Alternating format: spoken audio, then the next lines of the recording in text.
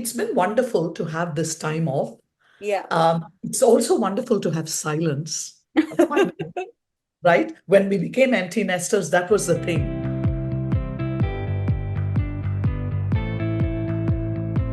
Hello, everyone, and welcome back to Parenthood. I'm your host, Neha Garg. This podcast is all about exploring the ups and downs, the joys, and the challenges of raising children. Each week, we dive deep into the stories of amazing parents who are navigating this complex journey, just like you and me. Today, we are diving into the journey of a writer whose life has been enriched by raising two incredible children. Joining me is Kalpana Mohan, who lives in California with her partner of 40 years, C. Mohan. Kalpana, welcome to Parenthood. Thank you, Neha. Absolutely delighted to be here. As always, before we delve into the story of your parenting and your life beyond that, let's get to know a bit about you. So, if you Okay. could tell us three words that capture who you are. Oh my God. In 3 words, Uh what shall I say? A reader, huh. someone who's reading, someone who's always introspecting on things, someone who's always arguing, debating with husband or children or the child-in-law. It doesn't matter who it is.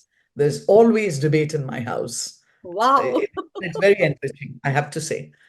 So you wanted to know a little bit about me. Yeah. Um, so I was born in 1961. That makes Mhm. me, my God, 62. Yeah. So our children are 34 and 30. Our son is 30, our daughter is 34. My daughter Pavitra is a journalist, much like me. She's a writer also. Mhm. So there's so much to talk about. Both my children are huge readers, so there's Mhm. invariably so much to argue and discuss and so on. I was born in 1961. I grew up mostly in India for the Yeah. first 11 years, and for the next about 6 or 7 years, I was in Dar es Salaam, Tanzania. Mhm. Came back to India for my university education. And then in 1984, I met my husband. We had an arranged marriage. I met my husband, and in about 2.5 hours, I decided I was getting married to him, and I actually proposed to him. And that's a You big, big did? story. Yes.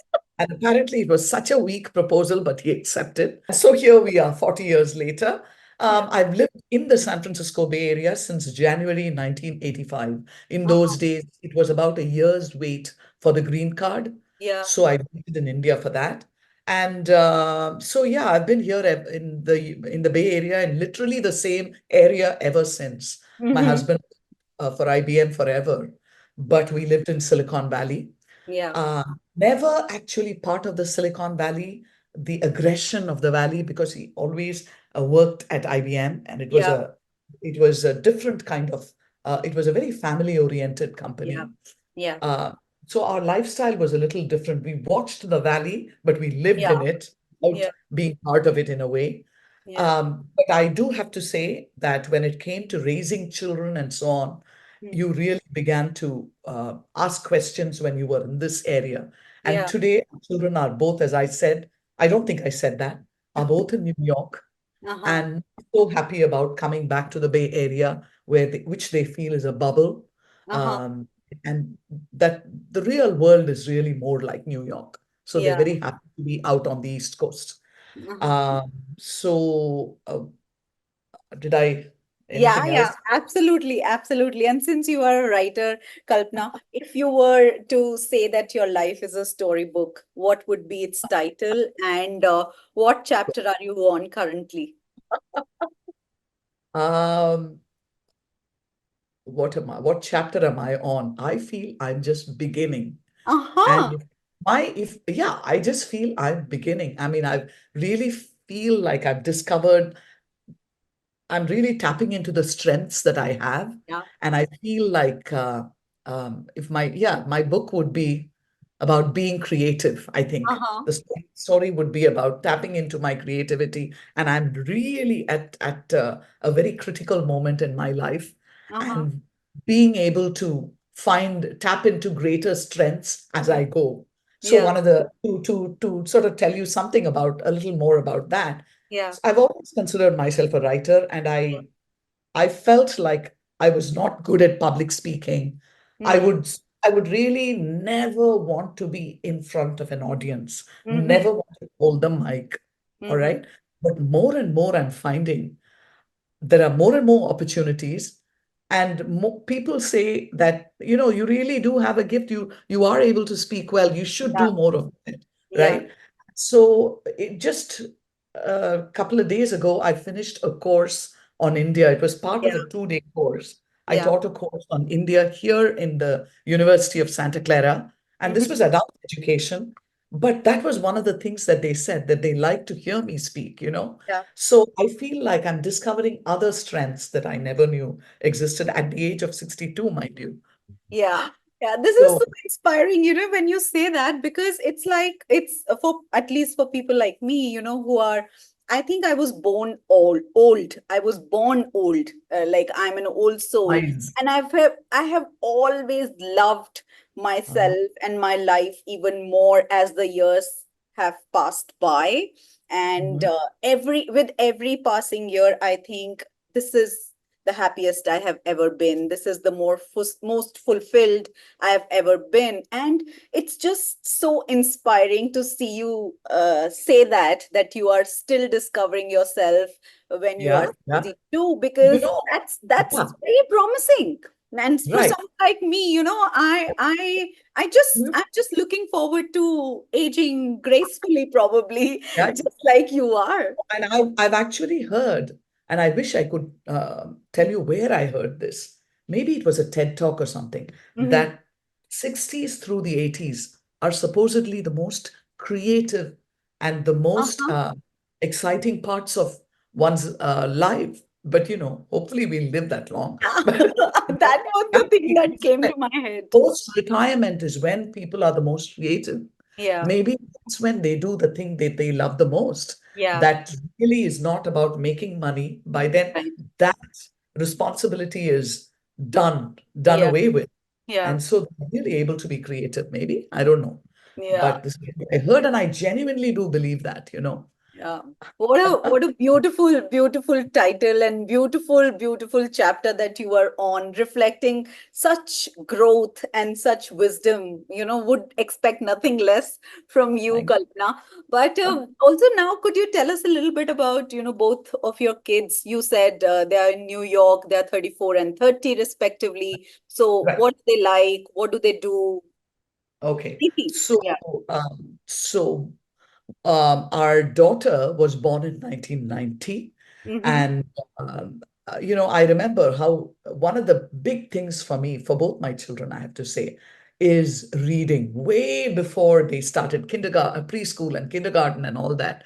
The big, big deal for me was reading. I felt like in my time when I was growing up, my biggest inspiration was the Encyclopedia Britannica. Uh-huh. Those days you didn't even have libraries. Even Yeah. today, I Yeah. think for all of India's growth, I feel like the library system Yeah. needs big library system. It needs an overhaul. People Yeah. really need to sit down and think about this. And we can't be paying for a library. Yeah. I can't be going to a living library for books that I want to read. That's just not done. And I feel like even the British Council library we had in Yeah. Madras then was not adequate at all. Yeah. So you had to pay something for a membership. Not everybody could afford it. Right. And for my dad, everything was a challenge in the 60s. So for me, reading was such a big deal. And so I made sure that my kids read. And Mhm. literally every day we were at the library, literally every day. And I'd bring them back from school. And this is now after my son was born also. Yeah. 1.5-year-old, you'd see him in his sleeper sitting on the library floor with books all around him and then say, come on, read to me, kind of thing, right? Yeah. Why the reason I bring that up is today it is such a huge part of their lives, Right. both lives. They are always reading and talking, as I said, Yeah. talking about. So for all of those early years, reading was a big deal. at Hmm. home and outside, right? And that really had an impact on the people they became, even in school, on their writing and everything, on their thinking for in the future. But even as they were growing up, I knew that one of the things that I wanted to give them was because we were living away from India, I Right. had to give India to them. Yeah. And I had to create that environment. And Right. so even as early as about when my daughter was 3, I was looking for a very good dance teacher, a Yeah. very good music teacher, and so on. So I put her in music early. By about 4, she was in classical Carnatic music. Right. By 3, I was asking a woman who I knew I had to be my daughter's dance teacher, and she said, no, you need to wait for some time. So it Yeah. was 4.5. Likewise for our son. Yeah. And for both of them, I was also very keen that they should learn Western music because, Right. I felt like I needed to give both. And Yeah. so we enrolled them in violin lessons. Yeah. And so Pavitra and Parthiv were in music, in the arts, in Indian as well as Western, from the day they turned about 4. Our son, by the time he turned 3, although he manipulated his teacher, so she didn't quite care for it, his music teacher. So from then all the way to the time they graduated from high school, it was Wow. always part of their lives.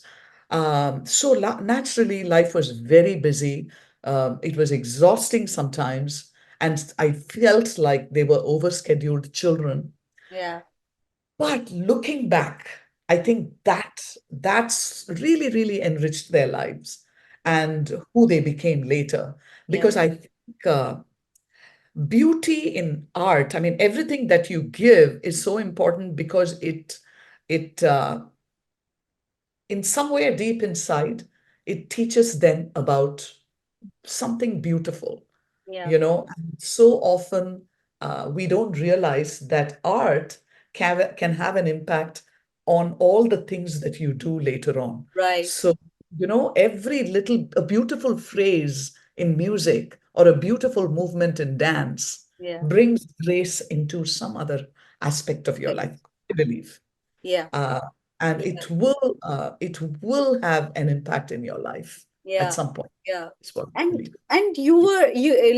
you just sound like such a hands-on parent, who instilled love for art and this appreciation for art in your children. So, what were some of your other parenting philosophies while they were growing up? Oh my God, I have to think about that now. Um, I think trying to tell me as much as possible. So, talking to me freely. Right. And because I didn't realize the importance of that until they became much older. Right. Because having an open conversation with your children as they are growing up is so important. So Yeah. you pick them up, they get into your car, and you're coming back. So what happened today? Right? Yeah. Sometimes you didn't want to talk. You knew something was wrong. You knew something was wrong by just the way they said something, or the way they sighed, Yeah. or the way they kept silent. Yeah. So I think having early on, it was important for me to be talking to the kids, to Yeah. have them very chatty. Yeah. Uh, yeah, I think that's still very important, I think, till today, Yeah. that But they can feel that they can reach out to how do you. you enable that? How do you enable that kind of environment? Because as I you know. said, if the child is not talking, how do you Yeah. do that without maybe considered too pushy or not not just not pushing them off? Right. It is a very hard thing. I think it has to happen organically. Yeah. And I probably would just talk to them all the time. My husband is very chatty also. So Yeah. when he's in the house, we are always talking.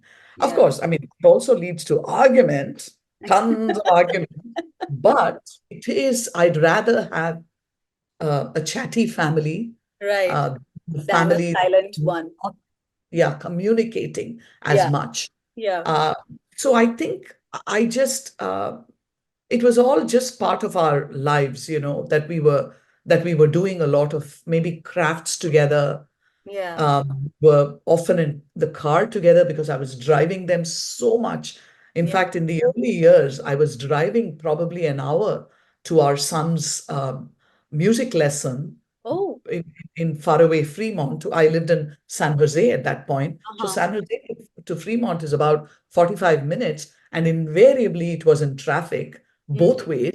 So invariably we were in the car for about an hour and a half, Yeah. and I would pack snacks into in the car, and we were talking and chatting the whole way, all three of us. My Yeah. husband would be at work, obviously. Yeah. I got off early at work, picked them up, and the whole time we spent hours in the car for years. And Yeah. I think that naturally forces you into that, intimate space. It Yeah. forces you to Yeah. talk. Yeah. The So I think physical proximity of it, all. Yeah. yeah, so I think it happened organically in my case. And Yeah. then they learn by watching, right? They learn that, they are watching very talkative parents. Right. So that Yeah. too, that too. Yeah. And Kalpana, tell us about the early years, when they were just born and you are in a, I mean, even though you were living there for quite some time, 5 years by the time your daughter was born, but Right. still, you had kind of a lonely parenting journey, if I could say that. Uh, Was it such? Not really, because it turns out when I had my daughter, I mean, I guess for my daughters, it was a little lonelier. My parents landed on their first visit to the US. They landed in Boston, Oh, and they landed the airport. My husband has gone to pick them up, and he was planning to show them around the East Coast at that time. yeah. So on that first call, I pick up the phone, and I've just discovered that I'm expecting Pavitra, my Wow. daughter. Right? Um, in those times, you didn't find the gender and all that. You Right. only knew after you had the baby. But anyway, I was expecting, and I was so excited. My husband wasn't here. And Yeah. so three of them were so excited. But here was a problem. They had booked themselves to be in the US on a 1 year trip. Wow. So they were on this 1 year world tour, with the US being the most their biggest, Primary. the Yeah. prime area of visit. But anyway, so here we were suddenly with a new problem, because 9 months later I'd be delivering my baby, Yeah. and then I'd not have their help for several. I mean, after about a few weeks, Yeah. I would not have their help, right? Yeah. And daycare in those years, we had a maternity leave. I remember, because I had a C-section, Yeah. we had maternity leave for only, I want to say, 8 weeks. But Eight for an weeks. 8 weeks after delivery. But for a normal Yeah. delivery, it was 6 weeks. Six And weeks. today, 6 weeks. And can you imagine a parent separating from a child in 6 weeks? Again, fortunately, now when I think back, I had two C-sections, both were Yeah. C-sections. So what I want to say is I had the most beautiful 9 months, because I had my mother's food daily. And so every day was a delight while I was Yeah. expecting my daughter. Yeah. And then I deliver her. Obviously, having your parents around you when you're Yeah. about to deliver is also stressful, because they are anxious parent. They were anxious parents, Yeah. and so their anxiety sometimes Passes on. passed on to me and brought me down sometimes. Yeah. But it was all in good faith and everything, right? And my husband makes up for all that by not worrying all. At all. Okay, all, no worries. So when did deliver Pavitra, it was after a 22-hour labor, at Oh the my end of God. which, during that 22-hour labor, the progression, what do you call it? Cervical, what do Yeah. you call it? Dilation. Dilation, right? God, I've even forgotten all that. I dilated to about 6.5 or something, and it actually regressed. Oh My my. daughter went back inside. So at the end of it, they did a C-section. So it wasn't, it was a little disappointing in that Yeah. sense. Yeah. But with C-section comes a lot more blood loss, and I was already anemic. So for about a month, I wasn't myself. Yeah. And trust me, the other thing I want to mention is for someone like me who has never known depression, Yeah. felt the beginnings of depression. Right. And then I realized there is something called postpartum depression. Yeah. Having parents around me living with me was so important Yeah. because when I brought it up with my father.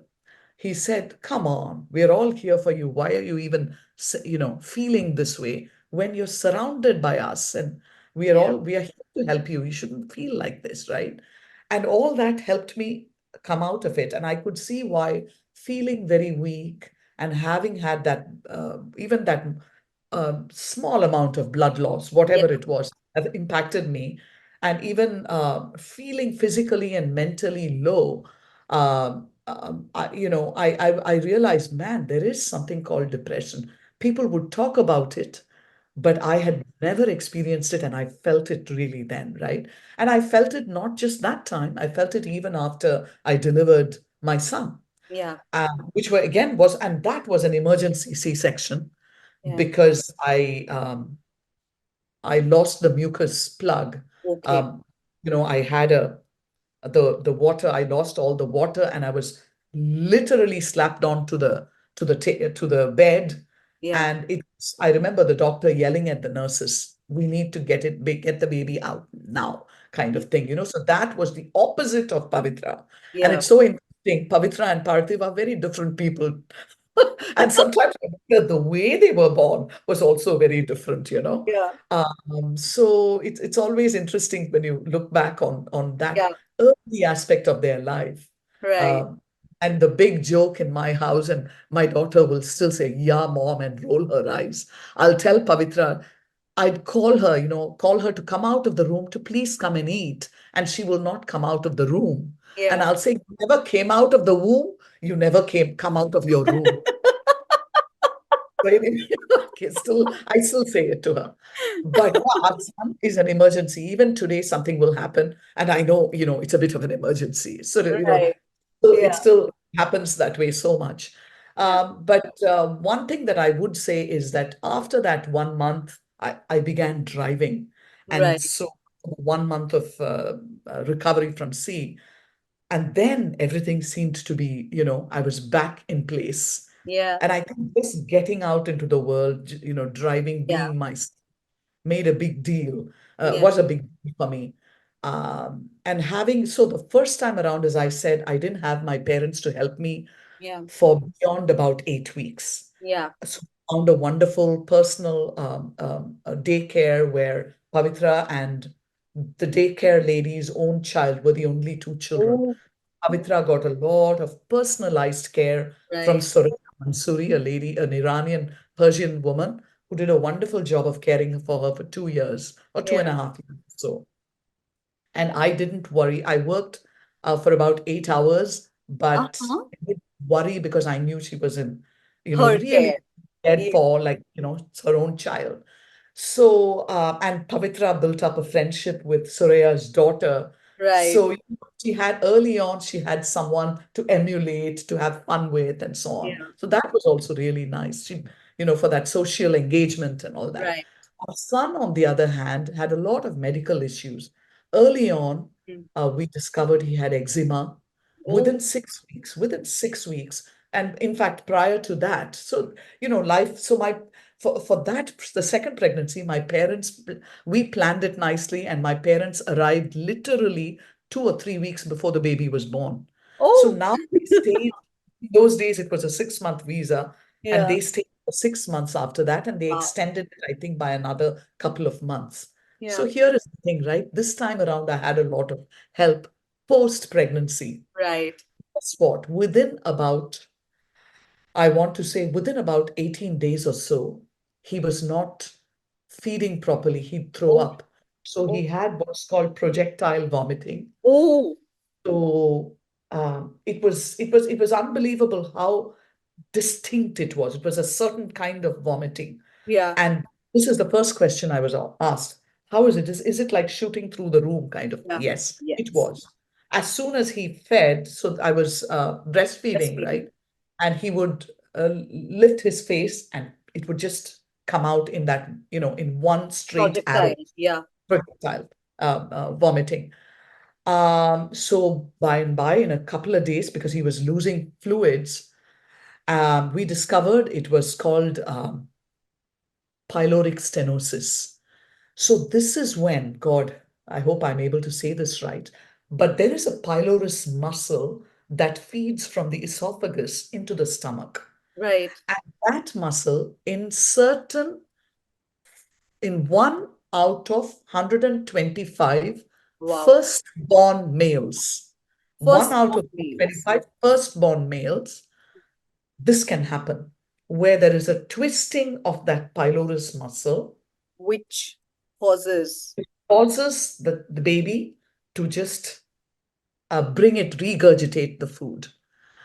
Very clear signs, and but it's one thing to go in with this, but we were with what's called a Kaiser. It's called Health Maintenance Organization, where they don't jump to do tests right away. They Right. also want to watch and wait. So Yeah. we did lose a little time in this. Yeah.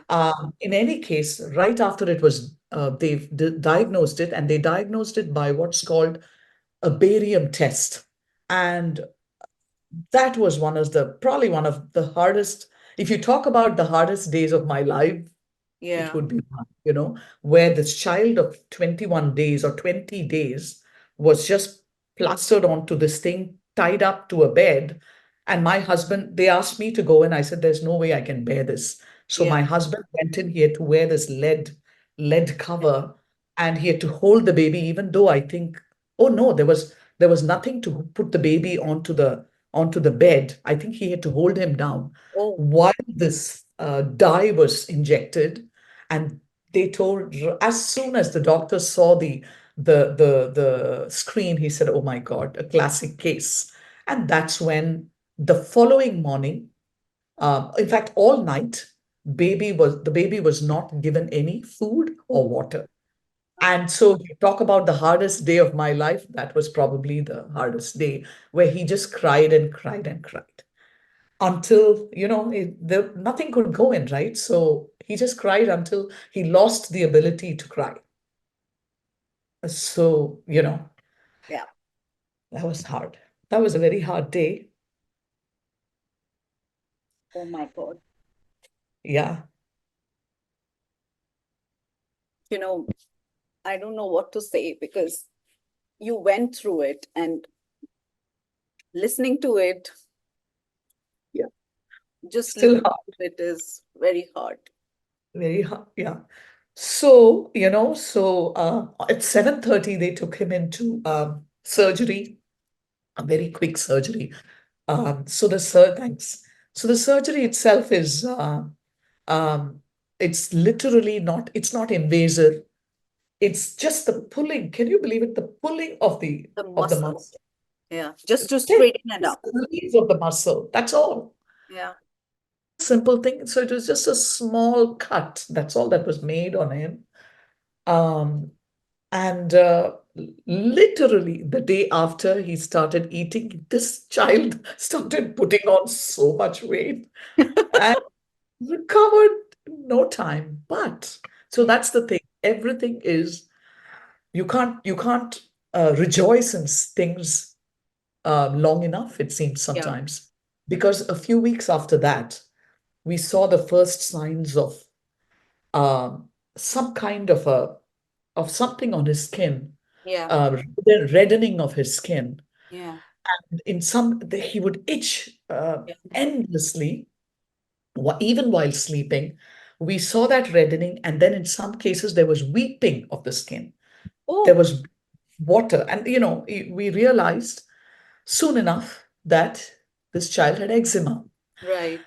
Now started, he was, with eczema and so on, when a child is that little, you start looking at, okay, what needs to be changed with respect to Right. diet? Yeah. Because that's the only thing the child is not running, the child is not lying and rolling on grass and, all of that. So, there aren't those sorts of allergens. So, what Right. are the agents? So, we would now investigate what he was having. So, whether breast milk itself was a Yeah. problem, it turns out that was fine. Yeah. That was fine, but it was other kinds of formula that I had added, Yeah. which I could not add at that point. But by and by, we would discover many things that he was allergic to. Sesame was something, I think in his older years, sesame was dreadful. Any colorants in food that he was eating could Oh. have result in problems. The thickening of his lips, the reddening of his face. We lived in Paris for about a year in 1998 to 99.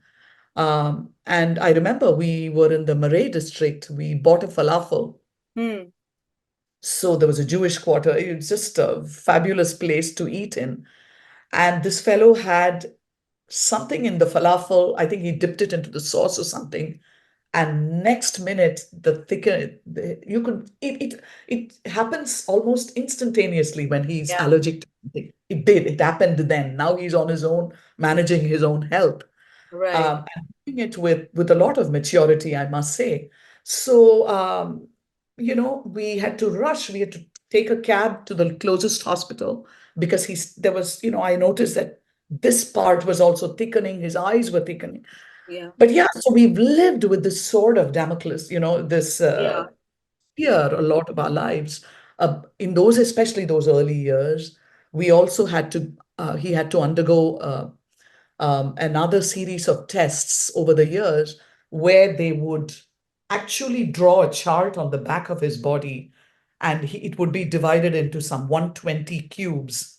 And in each one, they would inject one kind of um, Allergen.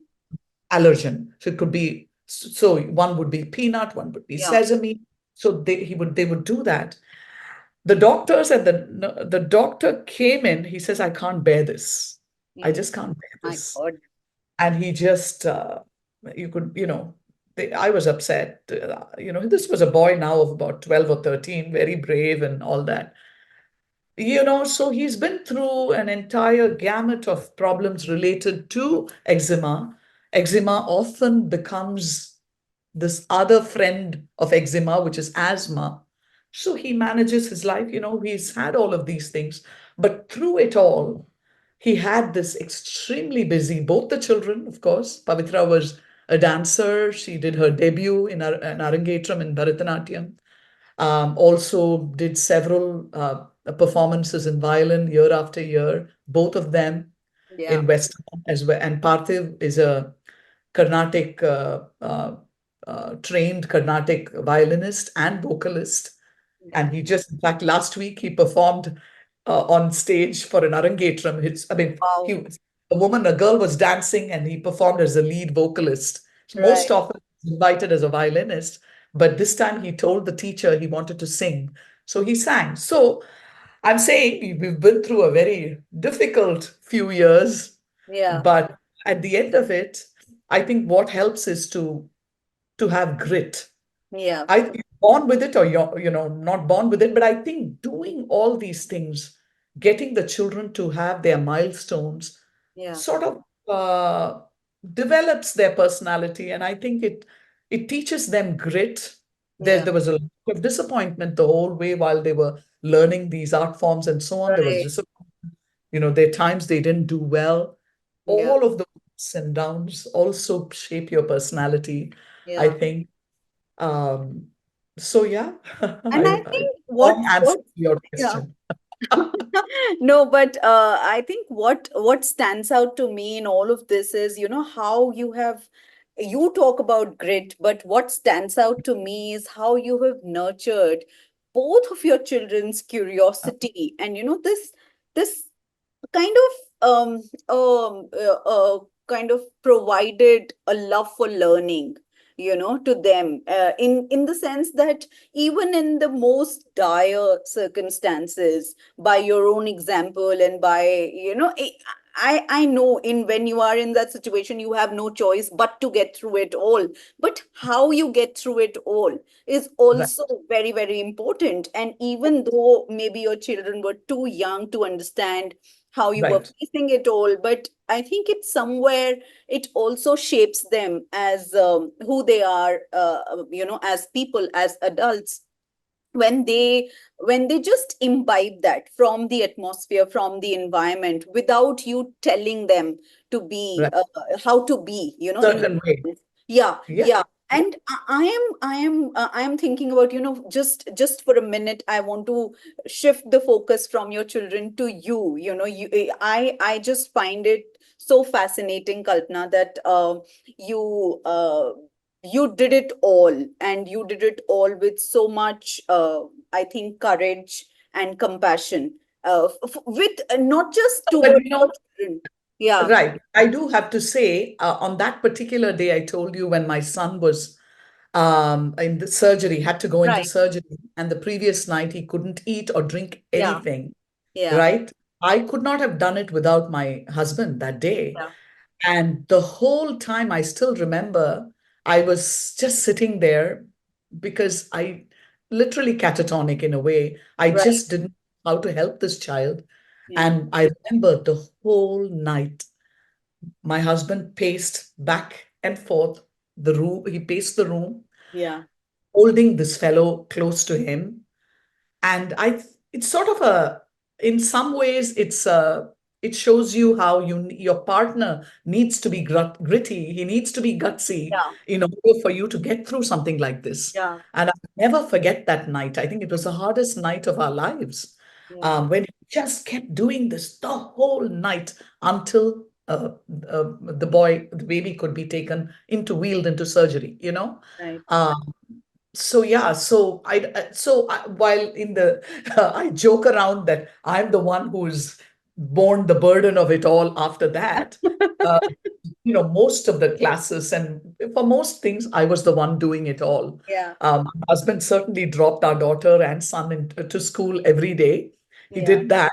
But otherwise, if there was a call from the school, it was me. It was the mother Yeah. who ran to do stuff, right? But he was the one who was bringing home most of the bread. Yeah. So he needed to be there at Yeah. work most of the time. So it was certainly skewed in some sense. Yeah. Uh, but he's always been there, Right. and on difficult days, he would be there, Through and taking through, just charge standing. Yeah. on very Yeah. difficult days. Yeah. And he was always there for all the big moments of the children's lives because he traveled a lot, but typically he was there for everything. But he's also been a very tough parent in one sense, and I think it's been good for the kids in that when they were in college, for instance, Hmm. he would say, uh, we would not visit them that much. Mm-hmm. And so year to year, when they were, especially our daughter, she's Hmm. a tough cookie. And during the movement of one year to the next, Yeah. when we moved dorms and so on, she just managed it all. And I would say, how are you going to do it? She says, oh, I've called movers, or, we all manage it, mom, blah, blah, blah, right? You Yeah. would not imagine that she's a tough cookie, Yeah. but she is. And likewise, when she went for her internship Yeah. from her college to New York, Yeah. she flew from college to New York. She had to have a whole setup in New York. How she did it, I don't know, but she did. Yeah. Stuff like that. It's the ability to manage Yeah. even that I never knew she was capable of because Yeah. I was a helicopter parent. But Yeah. my husband would constantly remind me, get off of their backs, Yeah. because they need to be on their own in college. You can't hover over them so much. So he was Right. always reminding me to be a more evolved parent. So Right. in that sense, I think he was very good. Yeah. And I think Also, also what happens is, Kalpana, like I am just, the more you tell me your story, the more I'm in awe of how much, how aware you are of the whole situation. Because sometimes what I feel is that it's not by choice, the situations we are in, or the roles that are assigned to us, but it is by design. It is how it is, because as you said, if your husband was at home and the roles were not so skewed, there would not be enough bread on the table. So Very somebody true. had Let's to be get that. realistic. And And I have to, yeah, say that we are living in the Silicon Valley, one of the most expensive areas in the United States. right. So be able to even buy a house in the area is not a joke. And we Yeah, were all fortunate because we came here. My husband came to the US in the 70s. I came here in the 80s. We were able to save up a lot compared to the people of today. yeah, So it was much easier for us. And yeah, even then, life in the valley is very demanding. yeah. Sorry to Yeah. interrupt. No, no, Yeah, it's absolutely, I'm just so amazed at this thing, because what happens, and we've been having these conversation more and more when we think about, this whole confused masculinity, because as the women are getting evolved, and they are talking about their rights and equality in this world, and they're coming into a sense of their own and having agency, suddenly, because there is, as much as we want to say that, okay, men and women both can be this, but there has to be a balance. There has somebody, for someone to grow, someone has to shrink, because it's my ultimately, and especially when you are in a household situation, like, because there is something to be done, the household, forget about everything else, the household chores. If the woman has to manage house and the managing the house in terms of operations, and managing the house in terms of finances, then somebody somewhere she something will. has got to give. Yeah, Yeah, yeah. And then I think men are also having a very I think they're having a sort of an identity crisis these days, yeah, yeah, because yeah, yeah. the women are liberated and evolved, and there's this whole You can wave of manage it feminism. all. Yeah, Yes. and the men suddenly are not, maybe they are not raised to be. I mean, the women are being raised to be equal wives, but the men are not raised to be equal husbands or equal partners, so to say. So, Mhm. and they want to be. There is no, Yeah. it's not a question of intention, but it's a question of, the societal conditioning. It's a Yeah. question of exposure. And I think it really, really limits and makes the men, especially the men of my generation, very confused about how to be present. And Mm. there are only a few people, who have the liberty of, like my husband, he has the liberty because he has his own business. We both work from home, and so he can be there. But we have our friends who are just struggling with that notion, because they want to be there. Somebody has to go out to work. Yeah, Like and their we are away wives from are the house. constantly complaining, because you have those ambitions, you nurture those ambitions, and you want your partner to be an equal parent, but just because it's just so complicated. It is very complicated. And I actually forgot to say that for when it came to my son's birth, by then we had what's called permanent part-time at Yeah, IBM. So, I think regular part-time they called it. So you could work after my maternity leave. yeah, I took, in fact, because our son was ill, I yeah. took off a year. I took off a Oh, whole year. wow. Yes, yeah, I didn't even work for a year, if I remember right. And then I went back as a regular part-time. So it Mm-hmm. was like 32 hours. Yeah, And so instead of 40, right? yeah, So we had all these wonderful things thanks to IBM being so yeah, thoughtful in compared to so many other companies at the time. But I still felt, even then, I yeah. felt so stretched Right. because so many times when my husband was gone for several, and he would not go away for 1 week, he was gone for 2 weeks, Yeah. or more sometimes, and I had to keep everything Running. chugging, Yeah. running. But there was, I still remember a week or 10 days when he was in South America, Yeah. and all three of us fell sick. Oh my. And yeah, our daughter was 6, I didn't think, Parthiv. My son was 2, and I was also sick, so there were some nightmarish times. Yeah. But the thing that I did tell you is after my son was born, my parents were home with Yeah. us for a time. That really, really helped me. But it all seems like there was a reason. Yeah. There was a reason because my son was sick. I needed all the help I could get, and all these extra time, the time that IBM gave me, all of those Yeah. things happened to be, very useful.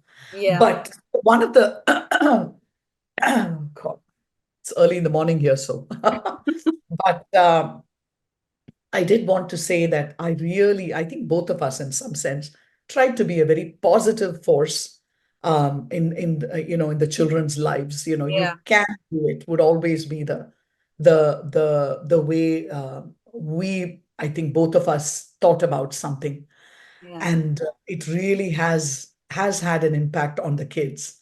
Yeah. We were a very argumentative family, so that continues. I Uh-huh. was also very judgmental, according to my daughter and son. That too had its impact Yeah. because my children still say, my daughter especially will say when she's thinking of doing something, her mother's words are ringing in Voice. her Yeah. head. So, but certainly all of that had an impact as well. Yeah. But uh, uh, but we also traveled a lot Yeah. as much as possible in the year. We tried to, in the early years, especially, my husband would be invited to an IBM corporate event, which would be Right. in really lovely locations. And so we take the children with us. Right. And they also got used to babysitters and so Yeah. on. As very, very, as infants, they Yeah. got used to being with all kinds of strangers and so on. Right. So it's been quite a journey, honestly. Yeah. Yeah. I And was now, always the warrior. Yeah, go ahead. and now with your children, as you said, they are both in New York. They have built their own life in a different Yes, place than, the one they were born in. So right. how have you and your partner Mohan, how are you navigating this new chapter in your family dynamic? And how is it Um, for being a very, very loud, argumentative yes. household to suddenly, I'm sure there will be times in the day where it will be eerily quiet. Oh, totally. I love it because my husband retired about 4 years ago. During Yeah. COVID, he retired, right? And ever since, I'm complaining that I have to cook every morning because I want to cook because I can't eat his cooking. He doesn't cook. And anyway, I don't want him to because then I'll be forced to eat what he's made. But anyway, I tell him that, he should go out and be a consultant, which he was. He on and off, he takes up gigs and so on, but Yeah. mostly he's home. And but he's technically very active. He's always working, even Yeah. even now, very much connected to his world of databases and computer science. And I am working 24/7 on Yeah. some project or the other. I'm working on my third book, and I have many, many other projects that I'm constantly working on. So it's been wonderful to have this time off. Yeah. It's also wonderful to have silence. Right? When we became empty nesters, that was the thing, right? Suddenly we were like just the two of us. Yeah. So people joke that it's a honeymoon phase all over again. In Yeah. some sense, it is, right? We are Yeah. finally together again. Right. And then you realize over the years how important it is to have nurture common interests with Hmm. your husband, because Right. comes a time in your life when you're focused, the mother, especially as mothers are, Yeah. great nurturers. Now this again, my daughter will totally disagree with me on when I say, we had this discussion, I think quite recently. Mom, that's all, a myth and all that. No, no, no, no, no, I believe that women are, natural at at child rearing and so on. But you can you can build a wall between yourself and your spouse Right. in those years when you're giving all this energy to your children. Right. And I know that my husband may have felt left out. Yeah. Lucky he's a strong man. Yeah. But I know he may have felt left out when the three of us were more involved in each other's lives. Right. But it's very important for the two of you to constantly engage with each other as well. Right. So that when, there are so many marriages that fail after the children leave home. I've heard of Right. these things, Yeah, right?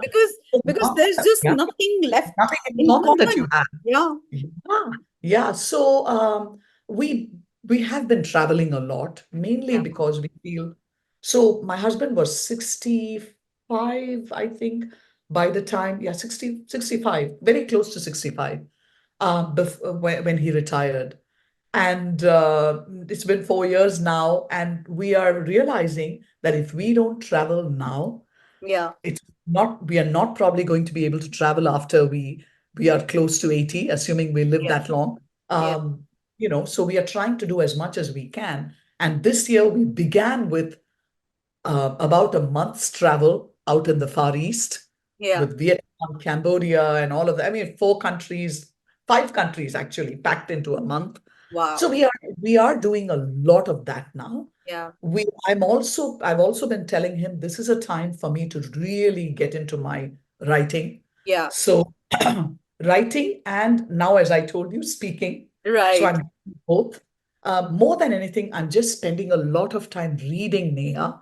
I Yeah. read every week and I write about a book. So I've got into it's a Yeah. self-assigned project of the last 2.5 years Yeah. of reading a book in translation and writing about it, which has given me back so much. Yeah. So my children read me, and it's wonderful to hear from them, Right. when they read what I write. So it's actually been a wonderful time after they left home.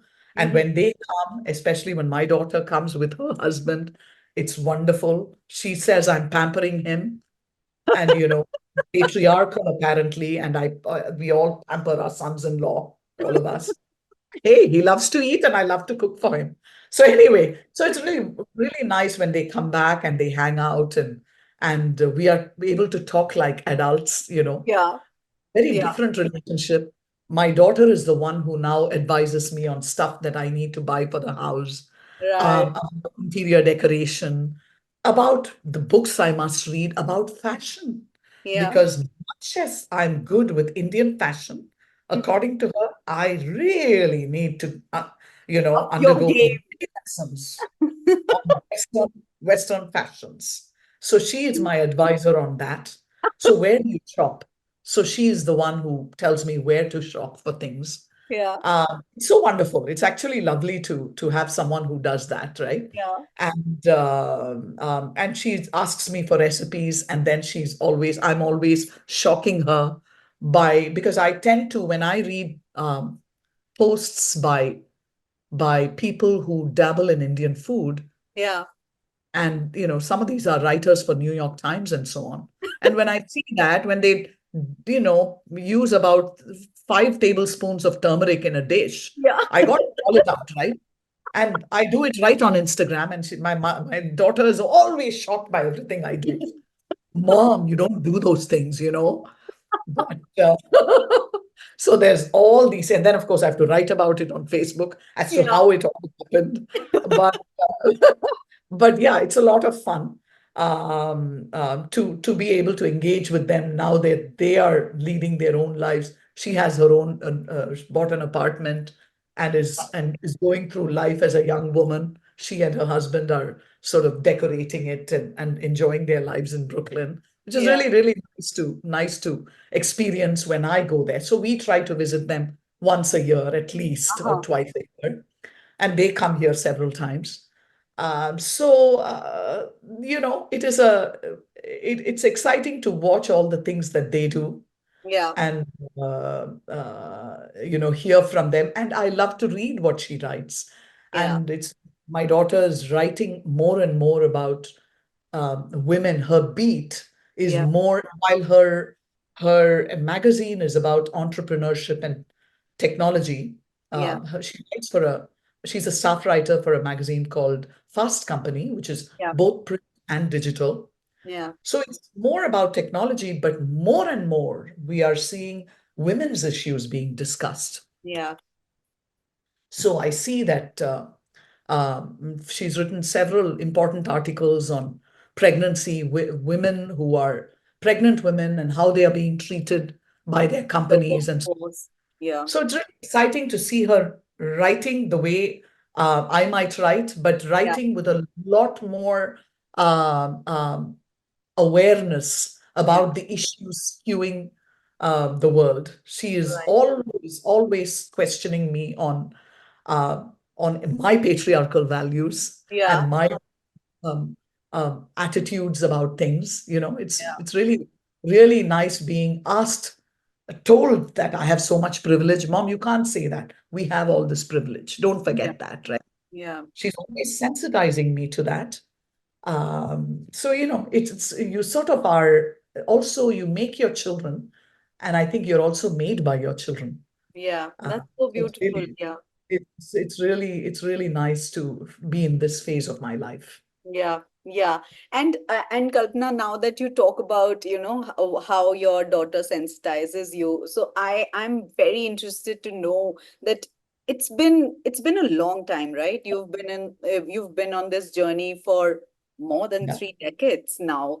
As And a writer for a as a writer for 25 years. Yeah, no, 25 I'm years. talking about your parenting journey. Oh, well, yeah. Yeah, this has been a long road for you. Oh, And long road, 35 years. Yes. yeah. Yes. And so in all these years, what's the most, I know you've been talking about these little things that keep happening, but what's sort of a most unexpected thing or things that you've learned from your children, that your children have taught you?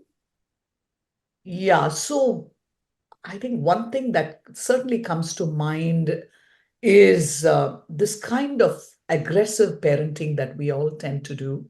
Mm-hmm. Because we have, you know, all the dreams. I dreamed of playing violin and I never got an opportunity. I Yeah. dreamed of dance. My father didn't have the money. He told me, you know, he didn't have the money to afford my lessons Mm-hmm. either. And Mm. so I foisted all my dreams on my children, right? Yeah. And so I tended to think that the more you push them and the more you uh, teach them, or the more you uh, what shall I say, pack their schedules, Yeah. the smarter they will be, or the more knowledgeable they will be, sort of thing, right? Or the better they will be in their academics, Yeah. or as adults and so on. That's also not very true. That's one thing that I've realized. In fact, if my children were to ask me today, and we do have discussions about this, Yeah. I do wish I had done certain things differently. Uh-huh. I wish I had not packed their schedules as much. Mm-hmm. One of my big regrets, Mm-hmm. one of my big regrets is that we didn't do enough in nature. Yeah. Yes, we went camping with friends. We had a lovely, and these are still very close, good friends of ours. We had a huge friend community. But one of my big regrets is that week after week, I did not take our children out on a walk Yeah. here in the Bay Area. Yeah. And very recently, our son went on a very demanding hike in the eastern part of the Bay Area, Yeah. and he was telling me how difficult it was. And I told him, you know, this is one thing I wish I had done. And he said, Mom, you're right. I really wish you and Dad had taken us on hikes, because in the Bay Area, we are living in a part of California that is just full of these Yeah. beautiful walks and views. Yeah. Just being out in nature here is so beautiful for most of the year. Yeah. So imagine we don't get snowed in or at all here. Yeah. We don't get we never had the kind of heat that we have today. I mean, we've been having terrible temperatures in the last week and so on. But this is an area where you can do outdoorsy things a lot. Yeah. And we never did enough of that week after week. It Yeah. was all about, okay, what's the next class you're going to? What's the Yeah. next thing? Yeah. Oh, now you have to, practice for this and practice for that. Yeah. Uh, so that is a big regret. So that there was no downtime in their lives in the early part of their lives. Yeah. So there was a certain burnout that I sense in them. Yeah. And there were repercussions, later on during college for both the children. So I do regret that. Yeah. So Yeah. for every young parent, I would say balance is important. Right. While it's important to teach an art, it's also important to just live, to Yeah. just veg out and do nothing. It's so Yeah. important to do nothing. There's no Very television important. allowed. I Very have to say important. another thing. I do have to say another thing. Please. I banned my children from watching television. That is, even television was scheduled. Yeah. And that is, they were allowed to watch certain television shows and then no more. Hmm. I really felt that was the only way they'd read. Yeah. And now especially my daughter has more than made up for it. She is a queen of Netflix. She reads a lot, which is wonderful, Yeah. but she's also the queen of, okay, what's the next show to watch? So, There's so only she so much that you can hold on to, Kalpana. revenge.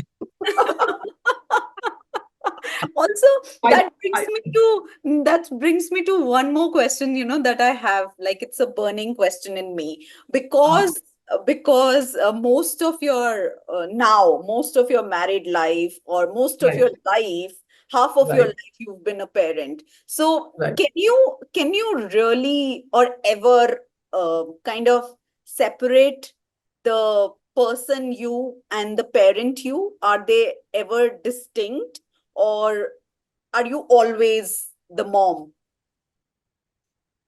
Oh my God. uh, no, I think I'm able to sort of remove the hat. You know, I am able to do that, but Mhm. I do, when I'm talking to my kids, for Yeah. instance, Yeah. uh, I'll suddenly, I guess, reach for my hat. You know what I Yeah. mean? I'll Yeah. reach for. Yeah. It's impossible to not do that as a Yeah. parent. You'll always do that, I think. Yeah. But I never, I don't think I do this thing anymore where I'm saying, listen, I'm the parent, so you better listen to me. Yeah. Yeah. I don't think I do that anymore. There was an instance, my son, my daughter, my son-in-law and I were Mhm. driving from Philadelphia. Sorry, I think New York to Philadelphia for a wedding Mhm. last year. The four Uh-huh. of us. Something happened. We had a huge argument, and I said, "Okay, I'm deciding because I'm." You pull that card. Remember what the argument was now, what it was all about. I think it started as something between my son-in-law and my daughter, and then Uh-huh. it grew into something where the four of us were yelling at each other or whatever. I don't even remember now. So funny. But I did say, okay, guys, I'm deciding because I'm your mom or whatever. How did it go? Not well, not well. Even my son-in-law got mad at me. But it was so funny. So yeah, so I did. You see how I reached for that hat at that Yeah. point Yeah. when everything was, we were talking like four friends or whatever, right? Yeah. But I tend to do that once in a while, but I am able to distance myself. Yeah. And more, I'm able to do that with my daughter better than I am with my son. With my Mhm. son, I'm still a bit of a hoverer Yeah. because he had some health issues, and I think I've pampered him more than I have my daughter. Also, Yeah. because he's the second one, my daughter often says, he's your favorite child. And my husband and I say, no, you are our favorite daughter, he's our favorite son. So I tend to do that with my son, but I've learned to sort of unreel, Yeah. and Yeah. sort And of kind of step back. step Yeah. back. Yes. Yeah. Uh, when Yeah. I do catch myself doing it sometimes. Yeah. Uh, And also, Kalpana, because you were such a busy parent and such an involved parent, so yeah. were there any when you were in the thick of things, were there any small kind of indulgences or guilty pleasures that you had just for yourself while you were busy, Oh tending yeah. to kids? Oh yeah. And for that, I do have to credit um, one, a group of mine called, we call it Gumbal here. Gumbal What means do you call crowd. it? Gumbal. Okay. Gumbal means crowd. Okay. Oh, Crowd. That's what in it what means language? in Tamil. In Tamil. Okay. So we are a bunch of about 18 families here. Wow. Um, and couple of them in that group, and especially one, she's the oldest, she's the matriarch, I think, of our group. I think she's the oldest, yeah. She used to arrange this outing for Mother's Day, Oh, where we would go out for couple of nights, I believe it was. So we'd all drive down. She'd decide. So it was always around Mother's Day, a uh-huh. weekend of Mother's Day. And she would arrange the whole thing. And of course, we'd share the expenses Yeah. from driving to the stay and everything. But she would do an amazing job of packing food, ordering catering food, making some of her own dishes and so on. And mothers would just huddle together, talk about everything under the sun. Wow. And that was such a special, it's been a very special memory in those years when life was so difficult. Yeah. And so during that weekend, my husband was in charge of the kids. And this happened year after year for many years. And the person who did that is turning 70 on August 3rd. Oh, So wow. my she's been a real force in my life, even with respect to parenting and so on. Yeah. She has all these discussions with all of us. And I've really learned a lot from all the mothers around me. Mm-hmm. I have some very close friendships as well with others, Yeah. friends of mine whom I've known for only since I was born, literally. Yeah. Um, some other friends that I made over the years after I came to the Bay Area who are very close to me. So even now, it's the other thing is it's so hard, right, to sustain friendships Yeah. over the years of our parenting also. While we are raising a family, we've also got to sustain all these friendships. Right. It's not a joke, and there is a lot that sort of falls by the wayside. Yeah. We can remember to nurture those friendships, Yeah. and you don't realize it until your child gets married. It's Yeah. only when I got married, I realized how all of these people have been on this journey with me, Yeah. over the years. One friend made a very artistic Ganesha for me that would greet people as they walked into the wedding. Wow. She's more like a godmother to both my children. Yeah. So she made something. She spent weeks working on it, on Yeah. this terracotta Ganesha. So all of these friendships, and then a bunch of other very close friends made a meal for the my son-in-law's parents when they Uh-huh. arrived in the Bay Area. The 4 or 5 families that I had vended this work out to Yeah. basically gave them a welcome. Yeah. It's we realize how much all that investment is Yeah. important Yeah. over the course of the years. Yeah. Yeah. You can't let anything slide Yeah. just because you're parenting. And there was another parent, and in fact, it still continues today, believe it or not. There was this parent who hosted this thing called Bad Music Night, Oh, where you could sing as badly as you wanted. We all did, of course. But the interesting thing is, from bad music, it descended to bad dance. So it was more of a dance night. So there were some 18 or 20, 24 families. It was another group. So yeah. that group is part North Indian, part South Indian, right? Uh-huh. And our children were part of the bad music night Yeah. where they danced or they played the violin, they sang. Yeah. They have so many fond memories of of those How gigs frequent this bad music night would every be? year, every year once in Wow. August, every Wow. year. And it was a mega event which would begin around 5 o'clock with appetizers, and it would end at about 3 o'clock or 4 o'clock in the morning I'm sometimes. sure 24 families, so how many Right? more kids? And So everybody many wants to kids. perform. Right. And then Diwali parties also were very big. I'm Yeah. saying, so it's very important to acknowledge that all the reason uh, I think the children are socially very well equipped is also not just because of the parenting, Yeah. but also because of all the families that have, like Mrs. Clinton said, it takes a village. It Village. really, Yeah. really does, Yeah. because I think their sense of who they are was always relative to who the other children were. Right.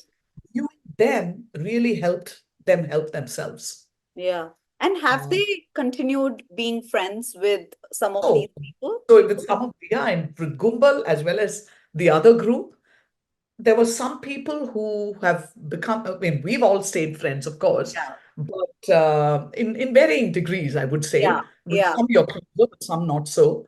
But the children have some very special friendships with certain people of their age in these groups. Right. So, Right. and it still continues. Yeah. And now many of them have had children as well. Yeah. And this continues within these groups. It's Yeah. really, really And it's um, like, what it reminds me of that, okay, of course, you left your town, village, cities uh, the behind. city, And then, yeah, country. country behind. And then you are in another country. And then you are building your town, city, Yes, village here. And right. then increasingly it becomes your clan, it becomes the It kind of becomes extended family. And then, families. yeah, it's just And beautiful.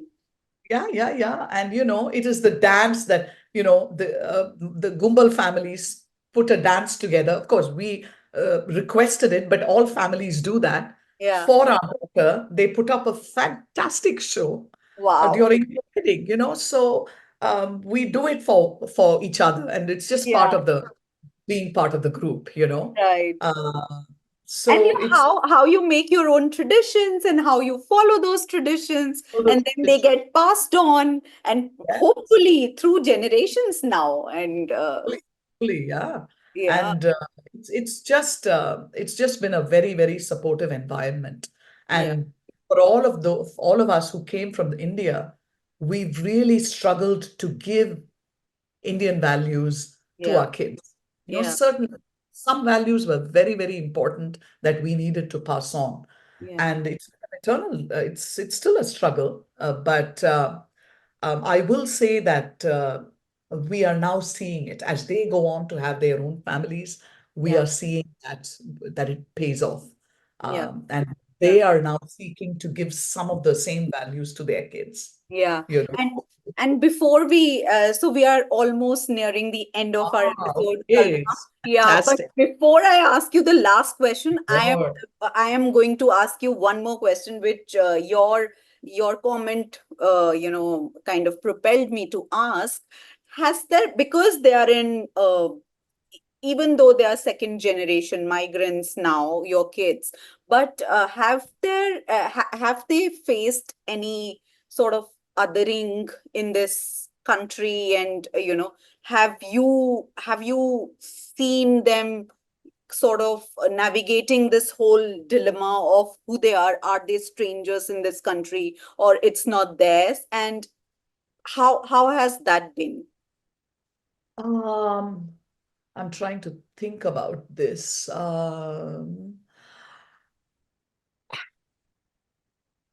I one of the things that I want to say is maybe it's because of the choices we made Hmm. about where they would go to school. Yeah. Uh, we Early on they were in schools that had a lot of people of um, you know their backgrounds, right? Right. So many Indians and Pakistanis and so on. many of them and Asians in general. Yeah. So the very first private school was really a mix of very like people. But when they went into public school, which Mm. is local government schools, Yeah. certainly you saw a different demographic Yeah. right there, and it's been a very very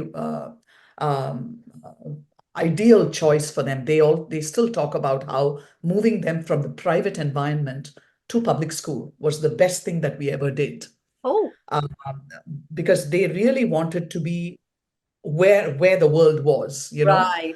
so where this is the real world, Yeah. and this is how they want it to be. So although, as my daughter always tells me, we are in a neighborhood called Saratoga, Mm-hmm. which is still, if you look at Saratoga High School, it's still more like a private school in the sense that the system determines who can buy a house in Saratoga. Right. And accordingly, your demographics are determined. You know what I mean? Yeah. So it's still not as mixed a population, Democratic. Yeah. democratic as you would think it is. Yeah. So my daughter has, I don't think my daughter and son have experienced any kind of othering. Mm-hmm. There were cliques. They Mm-hmm. would talk about how you have this Indian clique, you have this Asian, the Chinese clique. You had all these, but most of the time, I think it's not been a very negative environment at all. Yeah. Uh, there was a feeling among many people that the Indian community, for sure, the Indian community is very good at studies, Uh-huh. academics, Yeah. and all of. There were comments, I think, to that effect Yeah. once in a while that my children would bring home, and so there is, in some sense, you could think of it as a stigma, right? Right. That where the families are so focused on academics and getting the right grades and so on. There is that I've heard that, but I don't think it was in a I don't believe it's been a very negative experience, no. Yeah. And Yeah. our daughter went on to private college, Yeah. where which is a while it is also got a lot of Indians. Mm-hmm. This is at Northwestern. She went to Middle at Northwestern. It is still a very very nice mix of people. Mm-hmm. And our son, on the other hand, went to UC Berkeley, which is a Mm-hmm. public university, Yeah. one of great public institutions here. And that is a, it is a very As cosmopolitan as it gets. you can, but although it has a preponderance of people from India and Yeah. parts of Asia and so on, it is still a very a nice mix of people. Yeah. And so that is one of the wonderful things that I will say that we have not experienced that, at Yeah. least not up to now. And Yeah. my husband would always say, if you're good at what you do, Mm-hmm. you will rarely face discrimination. I think that's too broad, Yeah. Yeah. you know, painting with a broad brush kind of thing. But we have not faced that, Yeah. fortunately. Yeah. Yeah, Yeah. we've Yeah. been lucky. Yeah. How wonderful to hear that. And I'm glad that it has worked out this way for you all. And now, as I said, that you are coming to the end of this episode, and I have one parting question for you, Kalpana. And now I want you to put on the teacher hat and Oh my God. tell us But tell I'll us what, try. yeah, for all the young and old parents listening, what's that one last message that you'd like to leave our listeners with? That's something that embodies your spirit and resonates with your journey throughout, as a parent, as a human being till now. What is that one lesson or one insight that you would want us to be left with? And I really think staying positive, Hmm. and always giving a positive message to the kids. I didn't always do that. I'd be the first one to admit this. But I do want to say, even when the children call to talk to me, Yeah. uh, I try to make it a very pleasant experience. I'm very conscious of that. Hmm. And sometimes when my husband, who is a very black and white man, Yeah. tends to go into the negative, I'll always say, no, stay positive. Don't ask about that or ask about it differently. Yeah.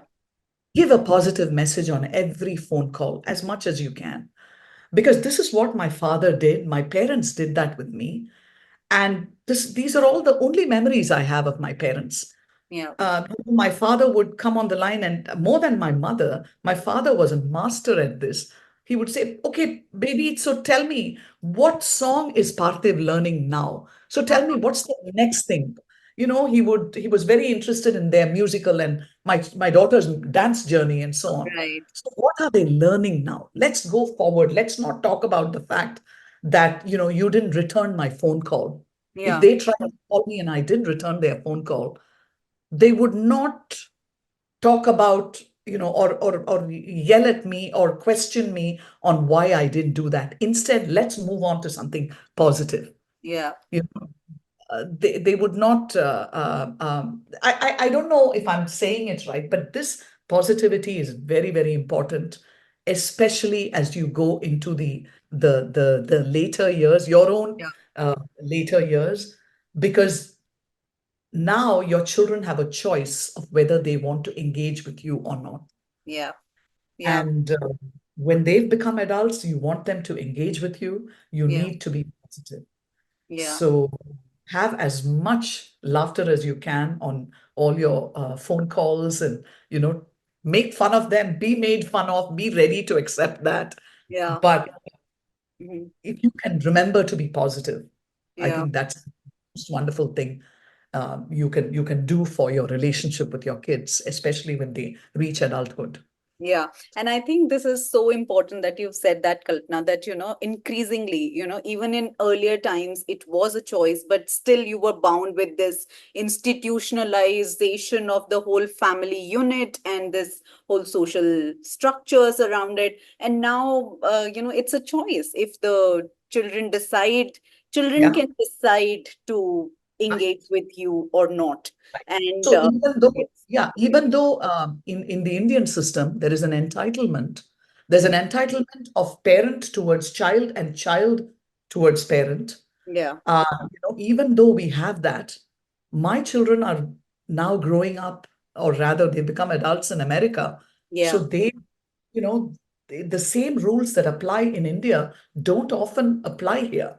yeah. And so I really feel it is even more important Yeah, for me to leave a lasting impact on the kids as yeah, someone who's positive and who's nurturing, yeah, who's been a hoverer, but who's always been positive until the very end. yeah, yeah. And for them to, and this is a testimony to, with being a helicopter mom, if you can manage to have your kids several times in a year over to your house and be have it a household it being a household full of laughter and arguments and that noise and that chaos. I think that's a testimony to how positive an influence you've been on your kids, and they choose to engage with you even now. So I think that by says by something. text, by iMessage, by text, by Instagram, where they are always appalled at anything I might say, by different forms, and of course in person as well. Yeah, So yeah. So, how beautiful. And thank you so much for sharing your inspiring story, Kalpana. Your thank journey, to you. me, it's a reminder that, parenthood, with all its joys and challenges, shapes us into the people we end up becoming as we grow older. And it's a constant evolution, a beautiful, as you said, you talked about the art forms. So I would use that metaphor and extend it further. I think it's a beautiful dance between nurturing our Yeah. children and discovering who we are as individuals within that family unit and also within the society at large. And we loved seeing glimpses of your insightful journey. Thank you for making us a Thank part you, of it. Neha. This has been absolutely wonderful. You took me on a journey as well. Thank you. This has been really, really great. And to all our listeners, we hope that you found Kalpana's story as insightful and inspiring as we did. And if you did, share this episode with someone who may need to hear it. And remember, parenthood isn't a destination, it's a journey of love, learning, and growth. Embrace the laughter, the meltdowns, the messy moments, and the milestones, big and small. And here's to the fellow parents out there navigating this incredible adventure one day at a time. Until next time, this is Neha Garg signing off. Stay well and take care.